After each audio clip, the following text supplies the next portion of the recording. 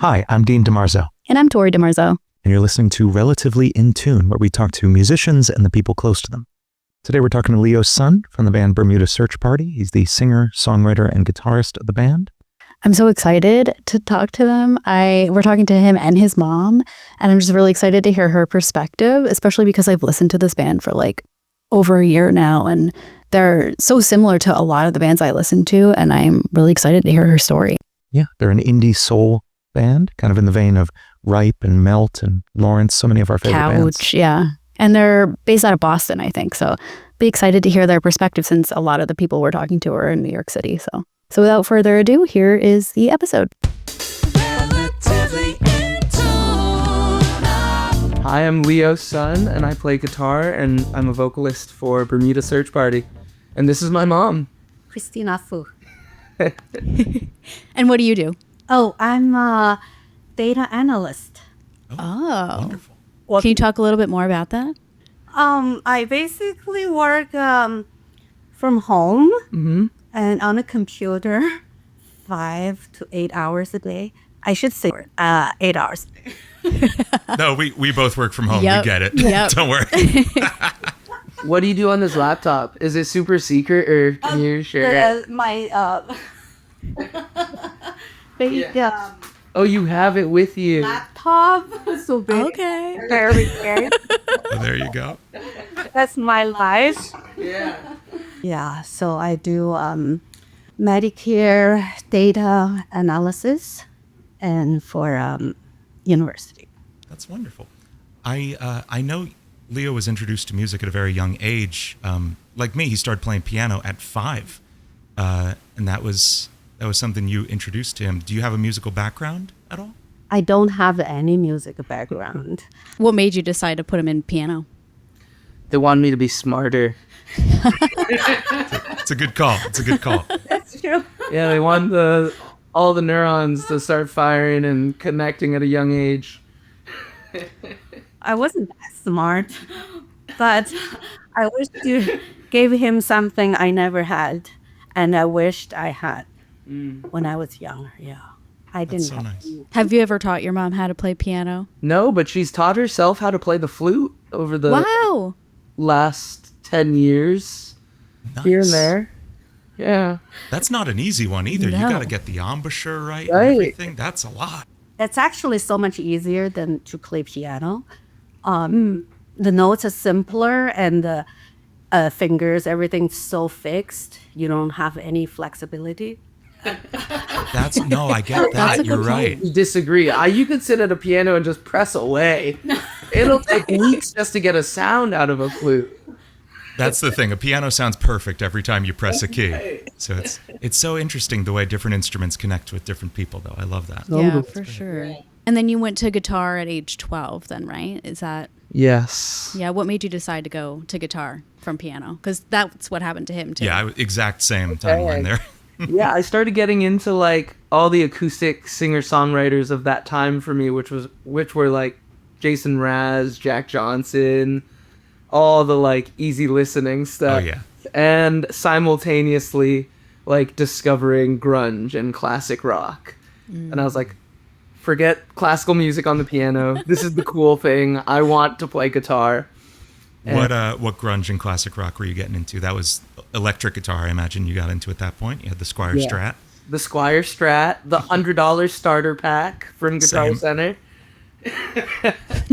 A lot of Zeppelin, a lot of AC/DC, Guns N' Roses, and all-time favorite Red Hot Chili Peppers. Of course. Had to go with the Strat for that one. Yeah, and that kind of pivoted me. I was I've been listening to you guys for a while, and I've been trying to place like what the lineage of that sound is. And you've got your more modern kind of soul funk bands, Ripe, of course. But as soon as I saw you mentioned Red Hot Chili Peppers in an interview, like, oh, that makes sense. Yeah. Of course, that's where that comes from. All the clean guitar. I was going to say just the like clean sound. the interaction between the guitar and bass lines too. For So sure. there's so much in there. I love it. Totally, thank you. I appreciate that. Yeah, It's coming through. it really shows.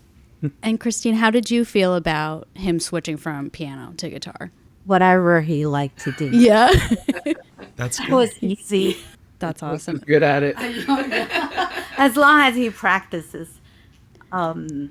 Yeah, for piano, he didn't as much.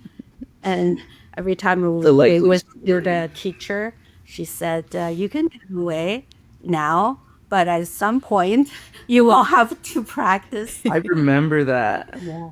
She sat me down and she was like, "You're good.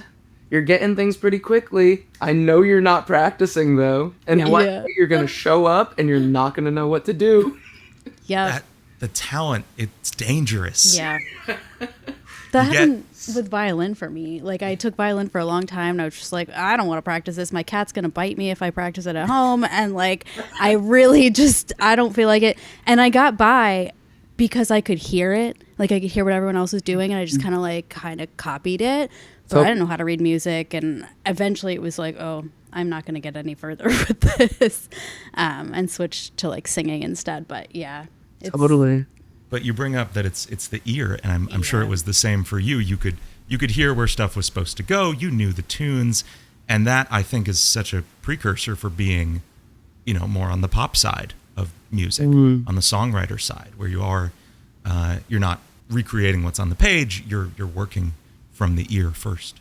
For sure. A lot of playing what feels right, not playing what's written and is right. Yes. Yeah. And you also had a reason to learn guitar. I did the same thing. Like, I wanted to learn guitar because I wanted to play my own songs, and I loved listening to all like my favorite artists and seeing them play like acoustic versions, and like that's why I switched to, so I can accompany myself to sing and like write more songs. And I feel like guitar is like a really easy way into accessible instrument. When did songwriting enter the picture for you? Ooh. It's such a big like hurdle of self-expression. I think it was around the same time I picked up the guitar, 7th or 8th grade. I had a really strong connection with my English teacher, Miss Horst. I was a very emotional kid.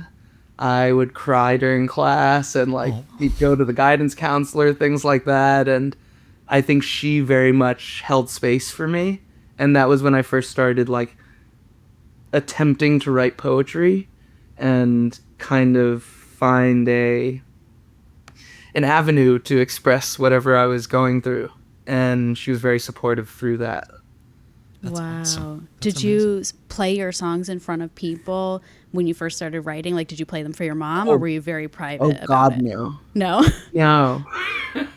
I was going to ask, because I remember that exact, even to this day, like, I'm not great about my mom hearing my music or anything. It's an interesting space. I've invited her into it, but the expectations, I think, of the people who are closer to me and how they react to my art is very different than a stranger on the street. Yeah. And it's almost not fair to her for me to show her one of my songs, because I'm like, it's not great. You don't get it. Oh. I get it. You get it. Christine, Great. what kind of music, what do you listen to? What's your favorite kind of music? Basically Chinese music. Okay. Okay. Yeah. So that's very different than what Bermuda Search Party did. Very, very. One time I remember my boss asked me, "What's your son doing?" I said he wrote songs, but not something I used to hear. But I still like it. Yeah. That's good. You're so supportive. We saw the picture of you wearing this shirt on, I think it was Bermuda Search Party's page, and it was like celebrating how all the moms support each other. Yes, in it was the a nice community. Mother's Day post. Yeah, it was so beautiful. cute. Thank It you. almost made me cry. All moms are Yeah. crazy about them. Do you go to a lot of the concerts now? Always, Yeah. Oh. as much yeah. as I can. She's got her annual fan club. We have these matching chili pepper tattoos. I was going to ask, what was the story What's the behind it? So we played a venue at home called the Sinclair, and it was a few years ago, and I wanted to commemorate this event on my body. So I had a friend tattoo a chili pepper on me. And my mom saw it and she was like, "Oh, that's nice. I want one." That's amazing. So like 2 days later, we were in my friend's living room. Yeah, show it off. Should I show? Yeah. Yeah. I'm not showing mine, but you can show. This is at a private, more private. That's amazing. Mine is it's also hard to show. Yeah. You I know. I have one too, and I'm always like, I don't know how to. Yeah. Mine's big and easy. Oh, I always love that chili pepper symbol. That's so wonderful. It's so nice that you guys have matching tattoos. You also sort of match today. I know. Like the stripes. You got the stripes going on. It's good. Totally unprepared. I know. We're in the flow. Yeah. That's so fun. I love that. So can you lead us through a little bit of like how you got from starting to play music, like playing piano and guitar, to going professional? Professional is such a. Thank you. I mean, you have huge success as Bermuda Search Party. It's immense. Thank you.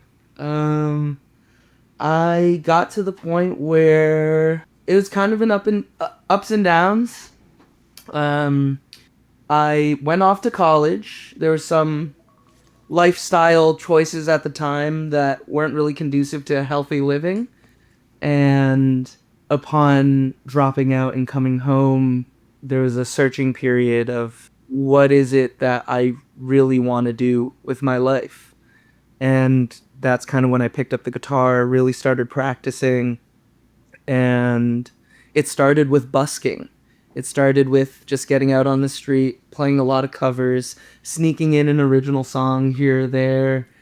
And then I had a partner at the time, and she was like, "You should really audition for Berkeley. You know, this is the school that's like right around your hometown. My parents want me to go to college. The deal was I can go to college for whatever I want to do now that I've dropped out and convinced them that whatever was going on wasn't it. They were like, you have to go to school. It can be for what you want, but you gotta get some higher education." So I ended up going to Berkeley, and that's where I met the band. And 2 years in, I felt more fulfilled and rewarded from the work outside of school than, I guess, completing assignments and trying to appease my professors and play in a way that they classified as music. And were very vocal about when it wasn't what they thought was music. Yeah. Well, that's how he was Yeah, too. music school. I know the feeling. Yeah. Ours closed, so. Yeah, ours closed down after we graduated. Great times. Tell me about the work outside of school then. What was that like? The band was up and running. Yeah, Erroneous Monk and the Q-Tip Bandits, right? That's right. Erroneous Monk, the first show. I was going to a lot of open mics at the time. That was my way of like, I'm gonna get uncomfortable and just start playing original songs. And get in front of people and just do it. And there's a beautiful thing that happens when one shares their art. They know if it's good or bad. Yep. And there was a lot of moments where it was like, ooh, that was not it. And there were some moments where it was like, ooh, that was it. Yeah. That was a good one. Taking those songs to the band, and a lot of the outside work was just writing songs, playing things that I wanted to play. And there were occasions where I would show up to my private instruction for guitar, and he'd be like, "Did you practice what I gave you?" No, but I wrote this song. And he's like, "Okay." And, you know, the professors varied. The ones I liked were like, "Okay, cool, show me your song." And then he's like, "Here's all the cool jazz stuff you could play over your song." And that was really great. That's great. And as that progressed, like, was there a point where, I know the band had been playing together at this point. What's the point where it went from being like, this is the project I'm doing right now, to like, this is the thing. This is the thing we do. This is a band, and we're pursuing it now? I think it was always that. Yeah. A little secretly maybe, but I'm a very all or nothing kind of person. There's only a plan A, because if there's a plan B, I'm going to do plan B. What made you change the name? And when exactly did that happen? 'Cause Yeah, we're I was trying to trying figure to out track the it down. timeline. Yeah, we played our first show at the Bebop as Erroneous Monk. and the Q-Tip Bandits. And then that sort of shifted into Leo Sun and the Q-Tip Bandits when there was some, I guess, shaving off of the band. You know, we had like a cellist and a saxophone player and just more things going on. And it became Leo Sun and the Q-Tip Bandits when it was like, all right, we just need bass, drums, guitar. Simple rock trio. We don't have to do too much to get everything across. And in our first recording process, we added the horns in because we were like, we need that. We need something else. There's like space that needs to be filled with something. And through that process, the feeling of the songs just take their own shape in a way that's so different from what I imagined them to be when I was writing them by myself, that whatever the sound is that's coming from this group is less just about me and it's more about the group. And also considering all the bands that I love, they're just groups of people. The name is, what's the saying that's like, the sum is greater than the whole, greater is than the greater sum than of the its sum of parts. its parts. And it just felt right to shave a little more off and take away what we.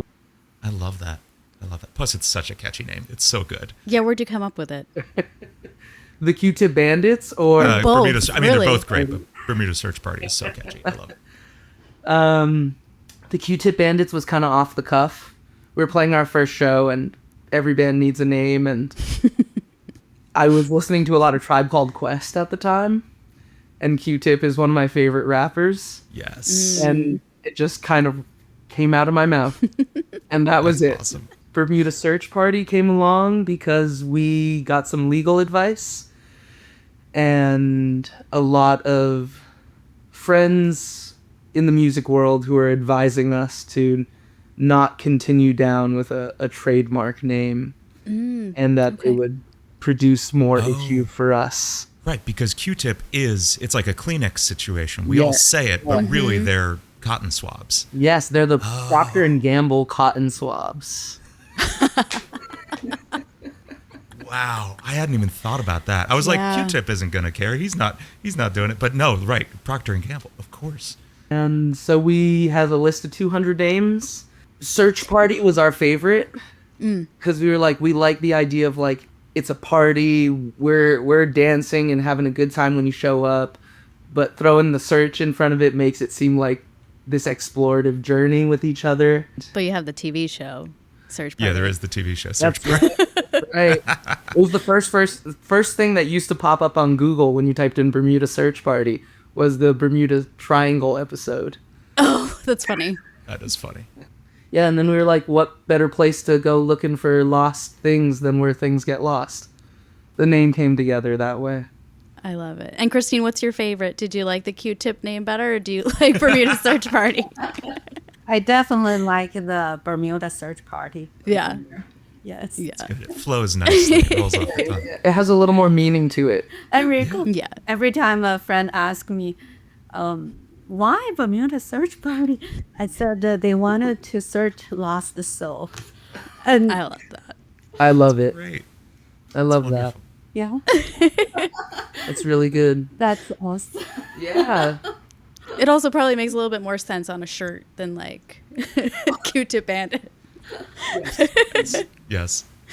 No, I love that. We saw that you opened for Ripe, Yeah. and I love them. I would love to hear more about that. And then I would like to hear your mom's perspective of like how incredible of an opportunity that is and how that felt. And watching this progression of the band, watching the rise. For sure. Yeah, opening for Ripe for us was huge. It was our first show after the pandemic, and we had kind of been friends with them here and there through the Boston scene, and at the time I think I was booking for the band, so I was just sending out cold emails to everyone I could. We just had kind of called it for the season, and our trumpet player Macklin had flown home to Colorado, and a few days later we got the email back that was like, we want you to come on for all 3 days at Bernie's Beach Bar in New Hampshire. And the scramble began of figuring out if we had enough saved up in the band fund to buy Macklin plane tickets to fly back. How quickly can we get a set together? And it was incredible. The people we met at that show, the Ripe guys as well, like they've been so much a part of our growth and our journey ever since. And it's really awesome to see the Ripe fans that have been converted to first Q-Tip Bandits fans and now Bermuda Search Party fans, and to see them at every show, as well as kind of having this moment as we were going through with the shows and meeting the guys and being a part of the whole fanfare. There was that moment of like, oh, this is also their first show back from the pandemic. Like, we're all kind of going through this together. And that's been one of my favorite experiences of like getting to open for these bands that I really love, is that like, oh, you're a guy making music. You're a person making music. And you love it in a similar way to how I do. And we're just out here walking the path together. And that was such a cool experience, meeting them and now kind of having their guidance and mentorship at times. We can just call them up and be like, what is going on? I'm freaking out. That's amazing. That's so cool. I love that so much. It's like my dream to kind of just get into that industry that you love so much and just be able to like talk to these people that you like admire and look up to. That's the dream. That's incredible. And you had, I was trying to piece together the timeline. You had a single blowing up at this time too, right? Like Willow was really picking up. Yeah, we Was just it released that. related? Was it promotion at the shows? No, it was. I really don't know. Been there. I really don't know what's going on with that song or what was going on with that song. I mean, it's amazing. That's part of it. Thank you. We had done a lot of touring, just DIY, before we had any music released. I think we were really hungry to play live shows. And it was very backwards from what we are kind of advised to do now. But we just wanted to get out there and play and tour and be on the road and meet people and connect in that way. And I think it was 2 years of playing that song for people live before we were like, here's a studio version. Here's somewhere you can listen to it, not at a live show. And I don't know if that was it. I think there's a lot of mystery and luck involved as well. But I think there was a lot of anticipation for the song amongst people who had heard it. And also, like, honing of that song. I'm sure it changed over the course of a few years a little bit, right? Yeah, very much so. It was a slow jam at first. Wow. Yeah, it's a acoustic thing. Yeah. I'd love to hear your mom's perspective of how this growth has affected her. It's just so amazing to see them from little kids. Started with 3 people, right? Yeah. You, Claire, Andrew. Andrew. Playing in the basement, playing in a bar. And until that time, I've never been to any kind of a concert this type of concert. I've been to Broadway shows a lot. When Leo was young, we'd always go to Broadway. Mom and Dad love show tunes. I was going to say. That was early inspiration. Were you in Rent at one point? I was. Miss Saigon also, I think. Rent and Miss Saigon. Yeah. He played key role, right? The engineer? Engineer. And Did some digging. Collins. On Collins. Yes. That was so great. It was really the first time his dad told him, "I'm proud of you." Oh, Yeah. Big moment. Big moment. Yeah. it's a lot. All yeah. the shows he played. It's far, right? It's so far. We drove every time you put on the show. Oh, yes. It's like 2 hours into Central Mass. So We're at high school. I was actually always so grateful to the teachers there to kind of discovered you. Yeah, from someone who never played a major role to play this very challenging roles and did so well. I was shocked. I was so impressed. How did you do that? At one time, he was staying home for 2 weeks.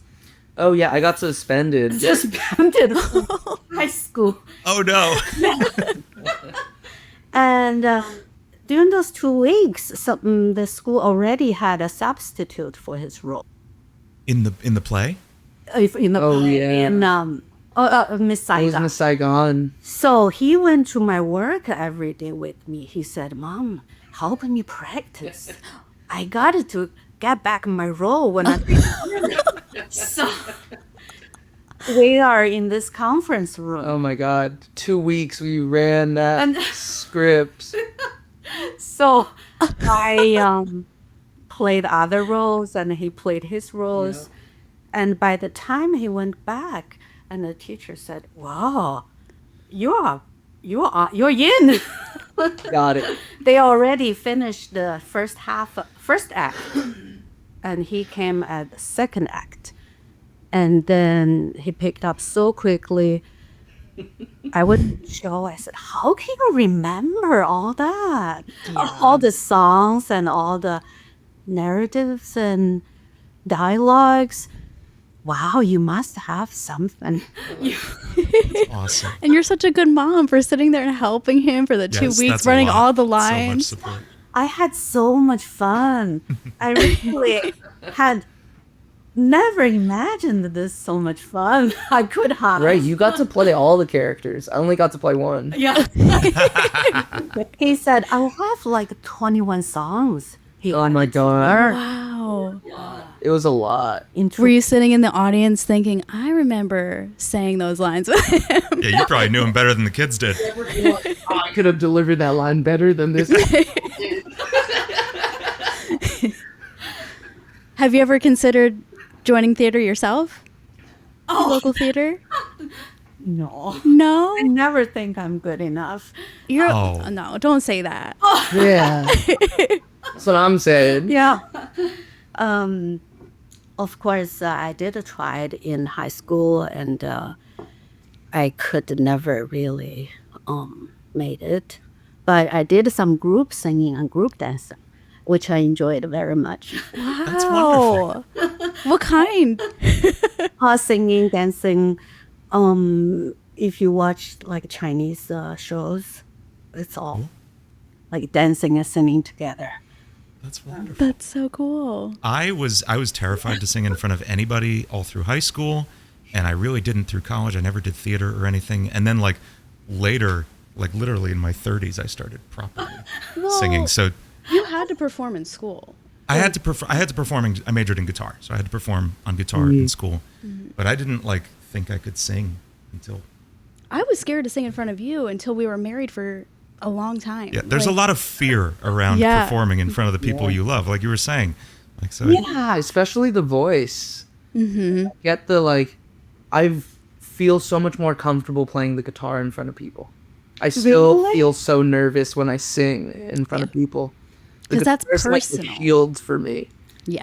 Yeah, his guitar teacher in Brooklyn High School told me one day, "Leo," but you went by Aaron before. Leo is his kind of stage name. He liked it better than the name we gave him. Wow, shade for the mom. Oh, that's okay. It doesn't hurt me. No, it doesn't hurt me. Anyway, he used to be called Aaron. So his teacher told me, Aaron doesn't know other people are nervous on stage. He was so natural. Always so nervous. So I didn't know he didn't look like nervous at all. So the show at the high school, those two high school musical Broadway shows, Yeah. they were so impressive. I told everyone you can tour around the nation or internationally. You will They're good. great time. Some of these kids went into performing and acting as well. And They're good at it. the role he played, I like still in my mind. Yeah, no, I get it. They asked you how watching the band grow is, and you talked solely about this. No, this is great. I love this. This is the story. It's all one story. Yeah. Even before this interview, I told him, be careful. I'm going to go off. No, that's track." It's I remember that he was yelling, "I'm going to America!" In that show. It's so cool. Ever since then, I knew that he loved to be on the stage. And his high school teacher always tell him, when you're on stage, you own it. I think She was one of my most impactful Very, teachers. I'm glad you brought up the Cushing Arts Department. yes, Mr. Handel, Miss Om. Yeah. I feel so deeply Right. grateful. They were kind of my iteration of Miss Horst, but in high school. Like I remember like crying at the end of a hallway about something, and Mr. Hindle pulled me in, and he was like, he talked to me about just being sensitive and how it's like the gift and the curse of being somebody who is sensitive. It's like these are the things that you are going to love about yourself because it's going to help you create your art. Yeah. And Miss Ohm was the same way. She was also the one who caught me smoking cigarettes.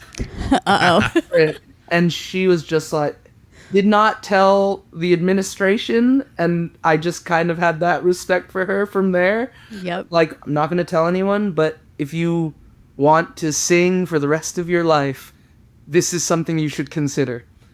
Yeah. That's so much more effective. Like, be honest, be straightforward, be real. Say, Totally. hey, this is what you want. Yeah. Because what would it have done if she just went, "Oh, sorry, you get kicked out of school. You don't get to do what you love." Yeah. And- Right. Like, you don't get to be a part of the pain. She was amazing. Yeah. Yeah, they were awesome. She told Leo once that I'm going to recommend you to any music school you want. And I'm only going to tell you once that you will do great. I'm not going to say more. And she gave the house to him as a souvenir. The house. Oh, there was like a stage prop that fond of.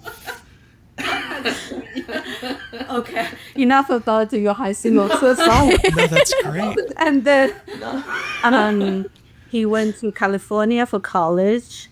As his father and I, we worked so hard to try to get him into a real school. to learn real skills. Oh yes, real life skills. And Sorry. the whole semester, he enjoyed himself in the sun, playing guitar, carrying a guitar everywhere, sitting. That's your image of me? That's Wow, his that's so much more romantic and glamorous than it actually. writing songs. When his father went to the back to school for parents to see how your kids are doing, he was on the island for 3 days and only met his father once for dinner. What island was I on? He went away. So he totally didn't study. By the end of the semester, his father asked, "How's your score?" 0. I didn't do anything. Oh no. Oh my God. No, It was shocking. So we said, that's it. No more going back to college. But he continued to go back to California for another semester. When I visited him, he was staying in a place like $10 a night with 24 cats Oh yeah. and an old lady. It was a 420 friendly cat lady. Gotcha. Wait, that sounds like Deadpool, kind of. Very specifically the same thing. Yeah. It was a I had my own painting? owl. It's like a barn Oh, with grass and no real bed. And This was when she was like, "What are you doing? oh my God, You're coming home." my tears. Like, I didn't know you were living life like this. It wasn't a life to live. So sad. And I brought him to a hotel and washed all his laundry, maybe 3 big bags. Oh, My God, I brought him home. I said, that's for this life. But I think you enjoyed it. He didn't care what he eats, where he sleeps. as long as he has a guitar. But as But- long as he had a good time. And But that is so. That's. I mean, you're an amazing mother. Yeah. For like Incredible. taking control of the situation, Yeah. and then down the road, like still encouraging him to follow his dream, go into music, and here we are. You know, like that's incredible. okay. So more story later. But now to the band. We got it together. You can tell as many stories as Whatever you want to talk about, it's all wonderful. I'm reliving it all. So he came home and I like to know how the experience was for you. Because I know my felt experience of it all. yes. And I have like an imaginary version of what you might have been going through that whole time. But it's interesting to hear you Yeah. get into it. And This is actually first time I share so much. Yeah. Comfortable with you guys. Thank you so much.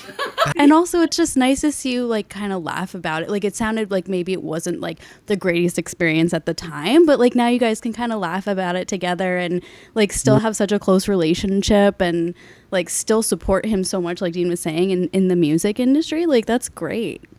I'm so happy he found his passion. Yeah. And he's very stubborn, very this is true. resilient. That's the words from his teacher. So They're two sides of the same coin. yeah, I always wanted him to have a backup plan. Like, what if this is not what you think? Yep. Right? Which has been very true. It's very hard. So I feel with him sometimes as his wife, I'm like, if this is all you're doing, like what happens if one day YouTube goes away or maybe like your fans kind of spread out, like, and it's not the same, but you know, I think as a musician, they end up picking so many different avenues that you can always just, you know, pick a different path that's similar. And you We're always going to be following something that excites totally. us. I have a friend who was also kind of like a mentor figure. His name's George Woods. And he moved to California last year. And his wife had a lot of the same concerns of like, well, what are you going to do? Your life is here. You're established. And something he said to me was like, I was trying to convey to her that like, I can get work anywhere with what I do. Mm-hmm. It's just not always super lucrative when you start out, but I can find work. Always Yeah. on Craigslist. He got a lot of work from So did Me too. No, that's right. Good old Craig. So he always told me, I don't want a plan B. I wanted to go all the way until I hit the wall. That's right. Or you want to hit the wall, I I'm go going. keep going, find a way, go But through. you have Plan C, the Craigslist. Yes. Wow. Hey. So I'm very happy. I'm very happy about the band growth. They don't say them how excellent they are. Leo always tell me he's not doing. You're really outing me here. It's good. It's good. I like this. Yeah, it's always have insecurity. Yeah. I told him you are more than what I had imagined. Oh, You don't know how much I admire what you're doing. Your fans, they love you. They came far away to see you play. Someone from Minnesota to New York, right? Yeah. Anyway, people Someone drove from Detroit to Philly to see us this winter. Oh, wow. amazing. and just how the way you help people to enjoy to life. I'm enjoying it.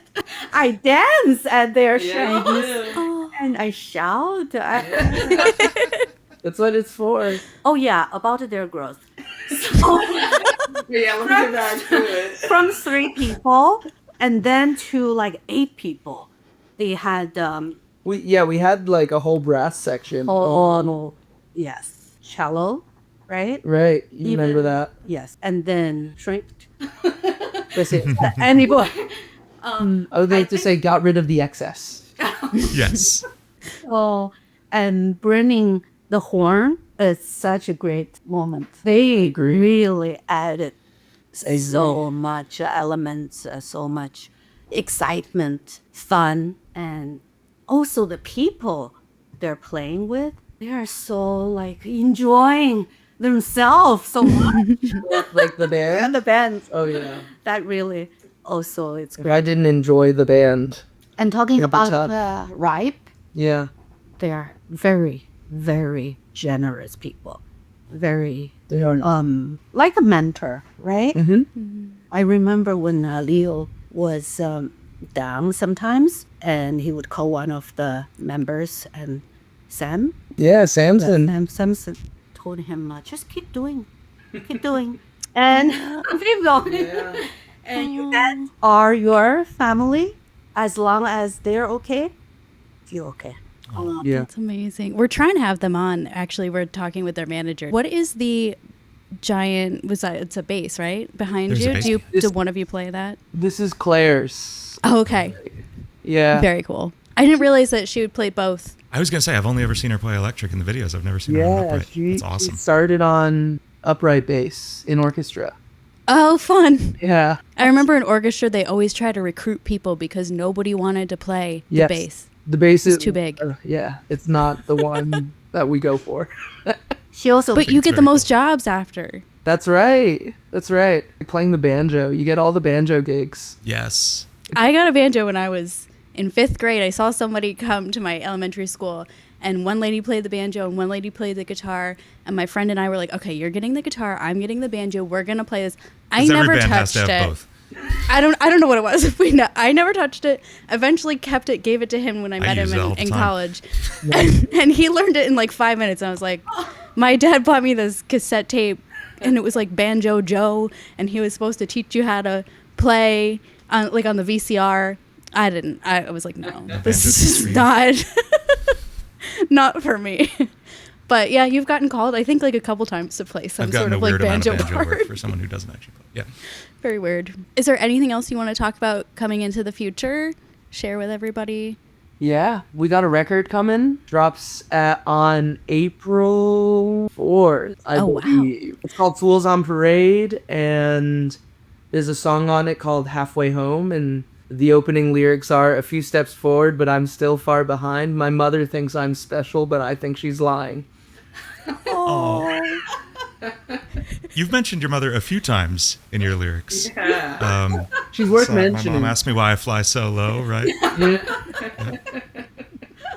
Any tour, Yeah. potentially? We're gonna be going on tour the day the record releases. We're doing a cross country run. It'll be our first headlining cross country tour. Awesome. Oh, Yeah. That's awesome. Are you coming through New York at all? I don't know if the dates are out yet or anything. We will not be on this run, but That's hopefully okay. later this year we'll be in New Catch you York. next time. Yeah. There's a book one show coming soon. Oh, that's right. She knows my schedule better than I do. We're playing at Williamsburg Hall of Music with Proxima Parada Ooh. on Oh. March 15th. New York deal. Very cool. Nice. Yeah. Very nice. See if we're around. Cool. Well, thank you so much for joining us, Leo and Christine. Of This course. was a wonderful time together. We got to cover so many cool things. Yeah, I loved hearing your perspective on everything. It's so fun to hear it from somebody else's perspective, especially your mom, somebody who's so close to you and gets to really watch you from day one. Thank you so much. Yeah, thank you for having us. Yeah. And let us know when you're in Boston. Yeah, I've never been, actually. Maybe once. Really? Yeah. I think I've been twice. Yeah. Oh, I'm the band mom, so I love it. All my kids. Like They're so officially now. Yeah. I have my, what do you call that? A pin. So Macklin's mom used to wear this pin that said band mom that was donned on her by another mom at the high school. And so recently we had a little ceremony where she passed the band mom pin on my mom. That's nice. Oh, It's a very important role. It's essential. It's thought after. Yes. bringing all the snacks. Yes, that's huge. Well, thank you so much for joining us. Yeah, thank you. That was such a fun interview talking to Leo and his mom. I know, she was so cute. I love talking to her. She's so funny too. Yeah. And she's just such a wonderful mom, wonderful fan of the band mom. I know. It gave me goosebumps hearing her stories, and just I love how she warmed up to us and told us all about him and his plays. She really opened up. He was trying to rein her in with the high school stories. No, I think he was trying to he was really happy that Yes. she gave her perspective, because that's exactly what we're looking for, is like just to be able to hear something cool behind the scenes. And Yeah, I'm so happy these first 2 episodes already. Like, we've had a husband and wife, we've had a mother and son. Like, this is exactly why we're doing this podcast. These are the relationships we wanted to see. yeah, and I like that they're just all so supportive. Like, and it's in a way that you wouldn't expect. You know? Be sure to check out Leo at @TheLeoSun on Instagram, and Bermuda Search Party at BermudaSearchParty.com, and at Bermuda Search Party on every social network. Also, check out their brand new single Said and Done, and their upcoming album Fools on Parade, releasing on April 4th. As always, you can find us at Relatively In Tune Pod on Instagram, YouTube, and TikTok, and on Spotify and Apple Podcasts, and wherever else you listen to your podcasts. I'm Dean DeMarzo. And I'm Tori DeMarzo. Thank you again for listening to Relatively In Tune, and we'll see you next time. Bye.